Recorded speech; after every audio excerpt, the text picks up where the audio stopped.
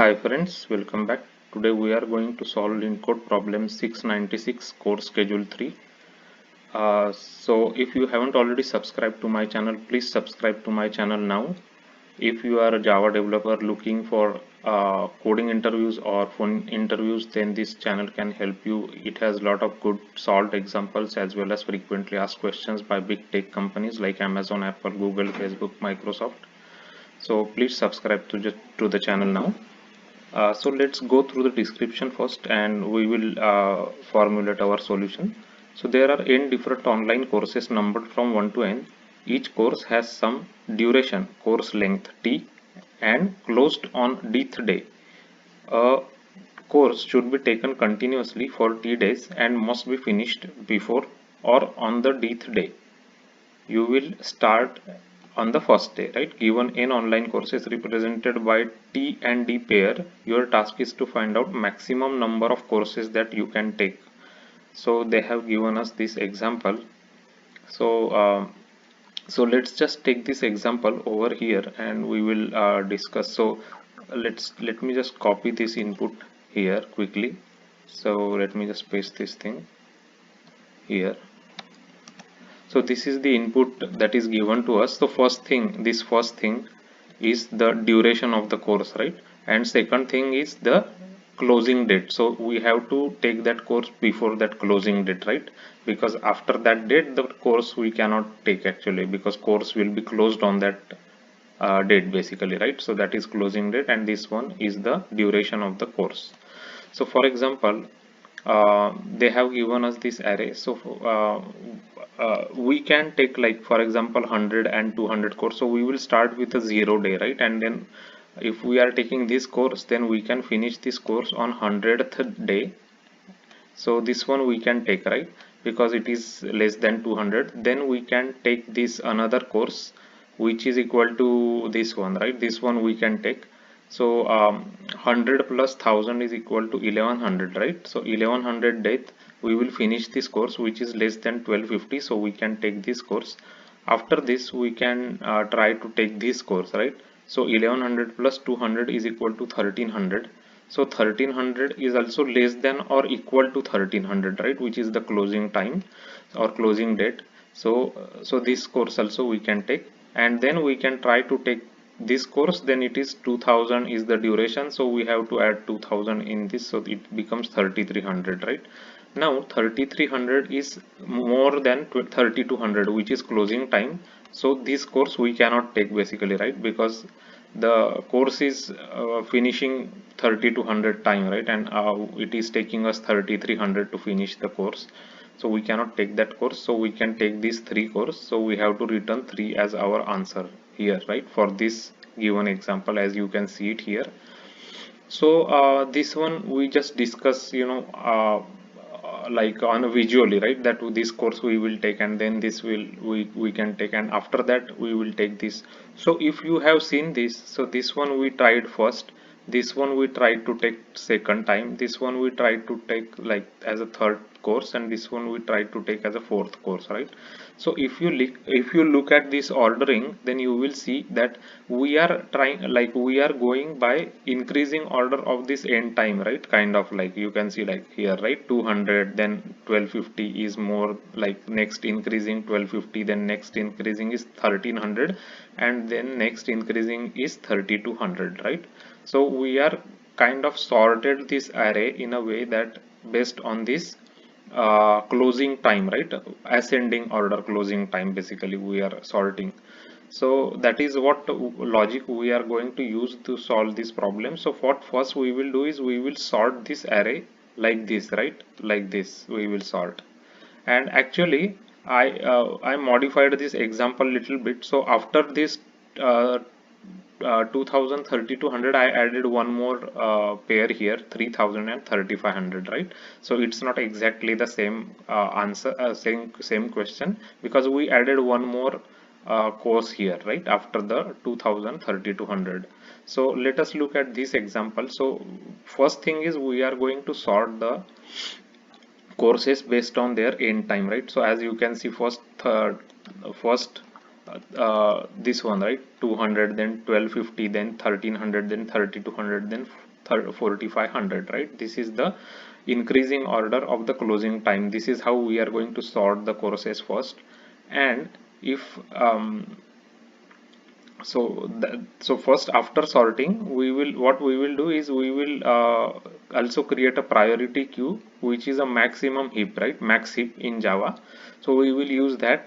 So whenever we are like we are going through a course, and when we are taking the course, we will add it to the priority queue, right? And priority queue always will take maximum on top.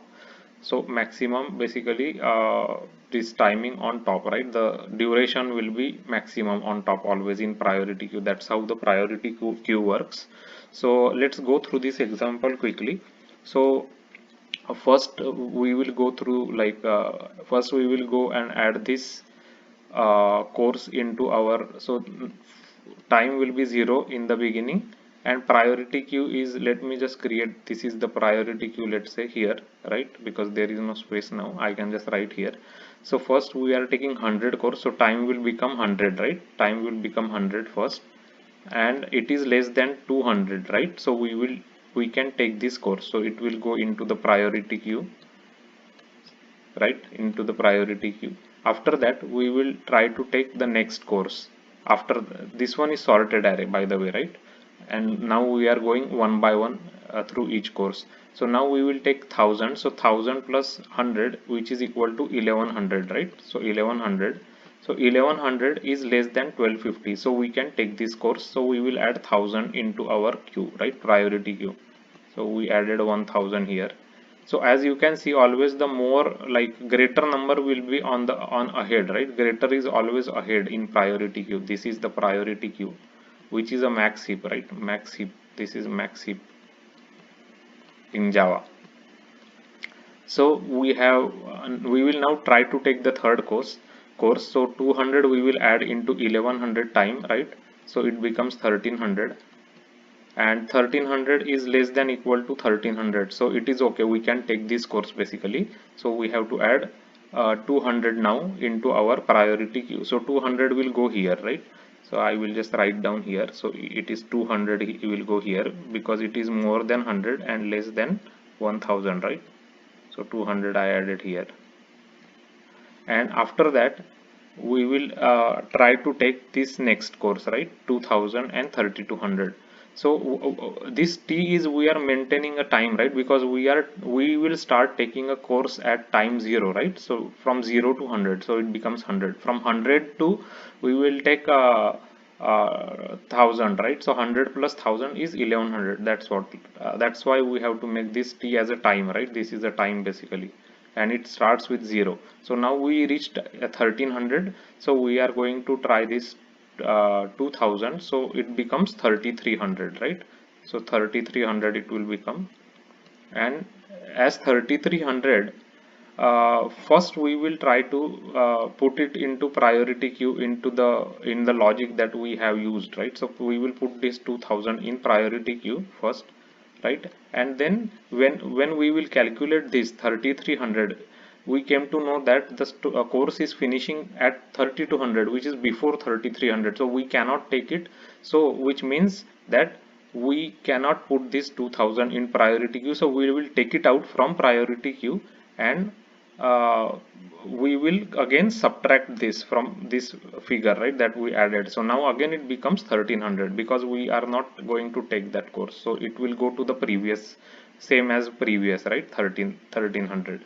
Now we will go ahead and try to take the next course, which is 3000. So 1300 plus 3000 is equal to 4300, right? 4300. Now 4300 is less than 4500, so we are good, we can take that course. So we have to add 3000 into our priority queue here, right? So 3000 we will add in our priority queue. So as you can see, the priority queue will look like this, right? 3000, then 1000, then 200, and then 100. 3000, 1000, 200, 100. I just explained you, right, how it came. So we will just finally calculate the size of priority queue, which is 4. So that is the maximum number of courses we can take. So that is how the logic is basically to solve this course schedule 3 problem. So we are going to first sort the array based on the end timing, and then we are going to use priority queue as the max heap, and we will, whenever we are able to take the course, we are going to keep that value, like the duration value, into the priority queue, right? The priority queue will hold duration, basically this duration, right? Like 100,000, 200, those things basically. So let's go ahead and take a look into the implementation, and we will then run the test cases. So as you can see, first thing is we are going to check if the courses array that is given to us, it is null, or if it is zero length, then we will just directly return zero, right?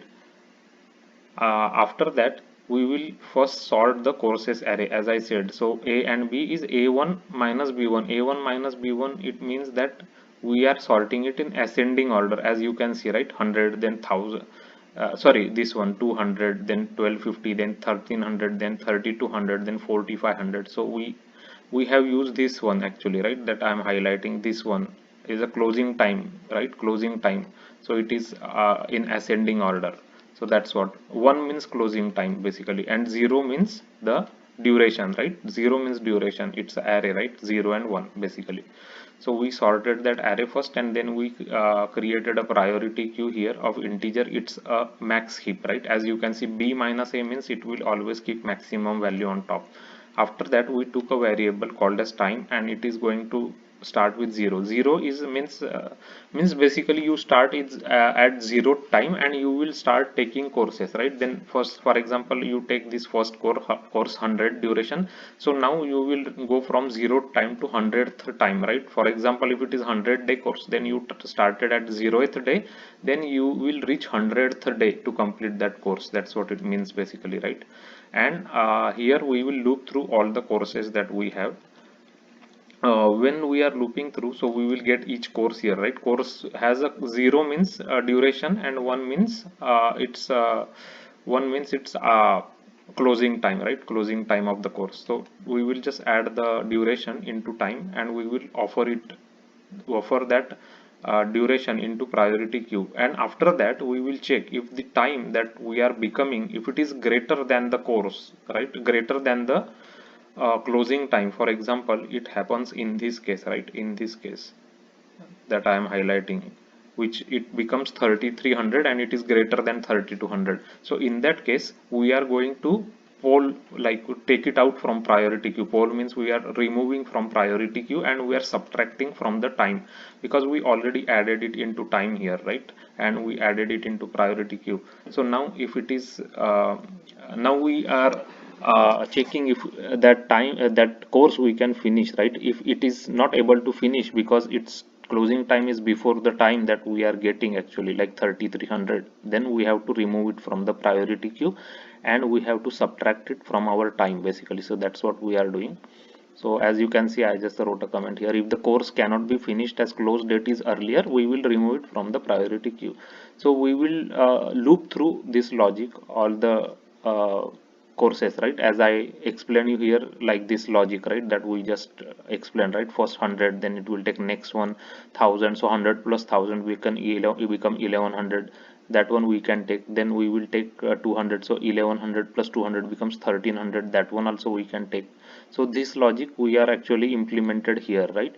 And then at the end, whatever elements remains in the priority queue, so the size will give us the maximum number of courses we can take for that courses array, right? So let's just take some examples and make sure our logic works. So let's just take the same example that they have given us here. So first, let me just make this okay.